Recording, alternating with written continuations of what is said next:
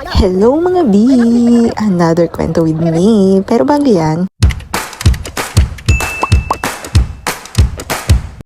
so ayun na nga, ang next stop natin is mag-rides. And itong dalawang friend ko, itong dalawang friendship ko, nagkayayaan ba naman dito sa Flash?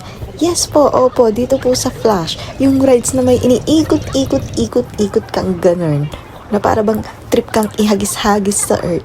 And syempre, ang mami nyo, natakot, nasyokot, extreme rides to mga B, hindi carry ng powers ko.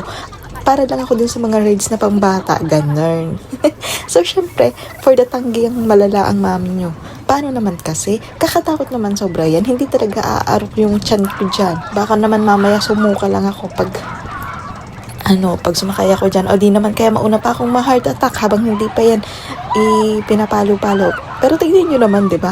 Ang bibrave ng mga friend kong ito. And nag-go talaga sila. Kaya sabi ko, sige, full support ako sa inyo. Ako na lang ang taga-video. Ha? Pwede ba yon? Ay, and syempre, mga friendship sila. Kaya pumayag naman. O, di ba? Taga-video lang ang peg. Pero nakakatuwa kasi, di ba? Ang lalakas talaga ng loob nila na para bang okay, sige, bukas, walang trabaho, ganon. Pero in-enjoy nila ng sobra yan. And talaga namang nakakatuwa yung reaction nila pagkatapos nilang matapos sa palaro na yan. O, diba? Kasi simula pa lang namin, yan talaga yung inuna nilang i-rides. Ewan ko ba, ang lakas talaga ng loob nila. Yun lang yung masasabi ko. Ganon siguro talaga pag February, malalakas ang loob. Ay, wala akong masabi ng bongga, kundi go, full support ako sa inyo. Syempre, birthday natin to, kaya go. Mag-enjoy tayo. Mag-enjoy kayo sa rides. Kasi ko, taga-support lang sa inyo dahil di ko talaga kaya yung extreme rides na ganito.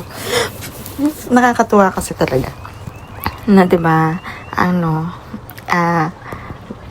willing sila i-explore yung mga rides na ganyan. Hindi pa doon sila nakapag-rides ng ganyan sa Pinas eh.